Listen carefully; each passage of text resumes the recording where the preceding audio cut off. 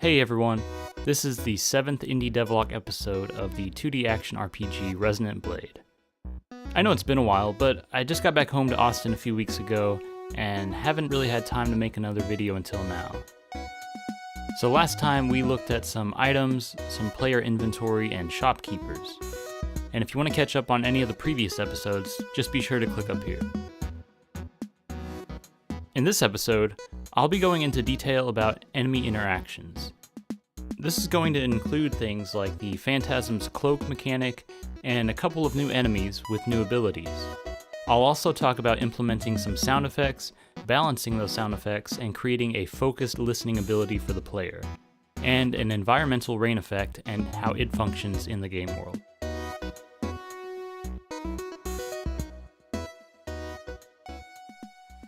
Let's start with the rain effect. Some of the game will take place in cities that have been encased in biodomes to filter out the toxic atmosphere. Of course, every biodome should have some kind of weather generator. So I started with a computer terminal that the player can access or hack into to generate rain. And this will consist of a hold to activate button while you wait for a little activation bar to fill up.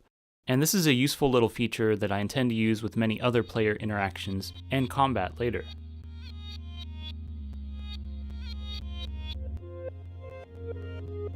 To actually generate the rain, I started with a single raindrop animation. From there, I instantiate a few hundred drops in a script start function, so this is only going to run one time. I then create a pool of raindrop objects and then randomize their position in relation to the player's position. Their positions are updated once they reach the end of their animation cycle. To stagger the raindrop so it didn't look like they all dropped at the same time, I just put a relatively short time on each of the raindrops animator components. And then after that, I just threw in a simple rain sound effect for now, and we end up with something like this.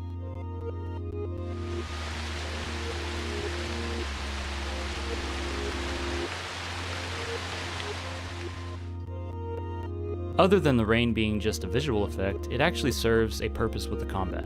If the player encounters a cloaked enemy within a biodome, they can hack the weather terminal to generate the rain, and this will make any cloaked enemies visible for the duration of the rain. So now I'm going to talk about the Phantasms and some of the other new enemy updates.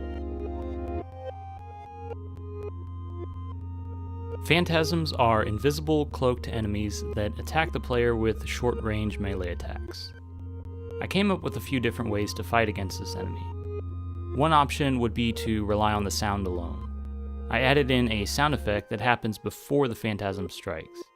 That way the player can react by either parrying or dodging the attack and then follow up with a counterattack to do some damage. To know the correct resonant frequency to attack with, the Phantasm's blade will appear with its current resonant frequency color. So the player would be able to listen for the audio cue, dodge or parry the attack, and at the same time learn what the resonant frequency is of the Phantasm, and then they can counterattack. And so this method of fighting the Phantasm works great if you're playing with sound and you're focused on the sound, right? But I've gotten some feedback already that Phantasms should be visible if only briefly to give the players who aren't playing with sound a chance to defeat them. So I came up with a few other solutions to address this. One was mentioned earlier with the rain effect. If you know that there's a Phantasm attacking you and you're in a biodome, all that you have to do is hack a nearby weather terminal and generate rain to make the Phantasm visible for a short duration. The third option hasn't really been implemented yet, but it would involve using shock grenades or shock mines. Basically, when using these items, if the Phantasm is hit by their blast radius, its cloak is going to be disabled for a few seconds, giving the player a chance to see it. And the last option involves another enemy type, the Bulwark. I'll get into the details of that enemy next, but basically the Bulwark generates force fields. If you destroy one of these force fields, it will explode just like a shock mine or grenade would. So this would stun and disable the Phantasm's cloak if it's within that blast radius. I also added in a little particle effect to show when the cloaking device gets damaged.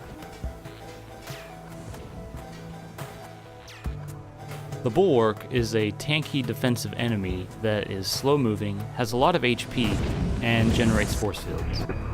Without a force field, any damage type of any resonant frequency will damage it. So after a short cooldown without a force field, the bulwark will generate a force field of a random color and resonant frequency with a set HP. So the player has to destroy the force field first before any damage goes to the bulwark. I also made it to where when its HP reaches below a certain threshold, its behavior starts to change. So when the bulwark's health reaches below 50%, it starts smoking and its movement and animation speed increases. And then this happens once more when it reaches below 20%. I also added in some heavy machinery type sound effects for the steps, and paired those with a camera shake effect that intensifies as the player gets closer. More advanced versions of this enemy are going to include ones that probably fire rockets at the player and ones that are more defensive and place barriers or force fields around other enemies.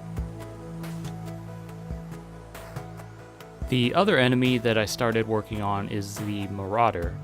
It's more of an offensive enemy that does more damage and strikes with a short-range melee attack.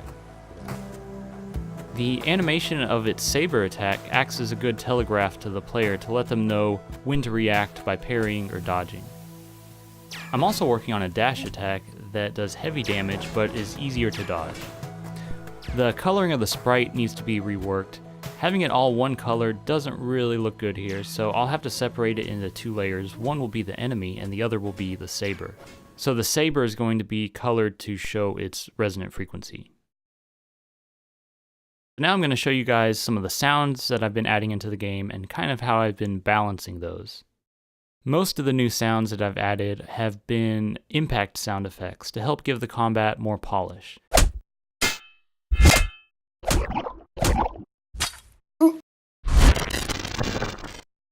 To prioritize sounds made by the player, I added in some compression onto the enemy sound effects channel.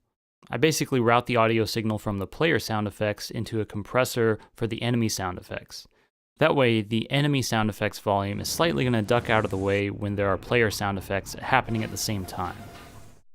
I also did the same thing for any larger sound effects like explosions, except for this time the explosions compress all other game sounds.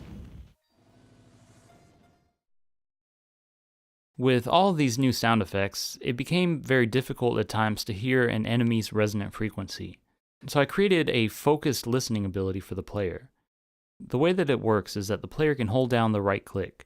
After about half a second, the enemy's resonant frequency will become louder, and then all other sounds will become much quieter. I still want to add a cool visual effect to show that the focused listening is engaged. This ability seemed necessary, especially if the player's visor becomes damaged and they really need to rely on listening. Going into some of the art updates, Jason has been working on some NPC sprites and animations, as well as sprites for items. We created a design and layout for Ionia City, Proto Labs, and the nearby tunnel system and cave area. We also worked on a more polished UI layout for the character, inventory, and equipment menus. I've also been tweaking the combat a little bit, trying to add in some weight to the player attacks. I did this by adding in some camera shake and really subtle slow motion on the player attack impacts. I've learned a lot over the past few weeks just by going into depth with the enemy's functionality. I feel like it's added a good amount of interactivity to the combat and opened up some more possibilities for how the player can approach combat. It seems like there's a never-ending checklist right now, as some things are still expanding, but hopefully I can get more into the level design and map layout soon. So that's it for today. If you liked the video, please subscribe, like, and comment below. Thanks for watching everyone, and I'll see you next time.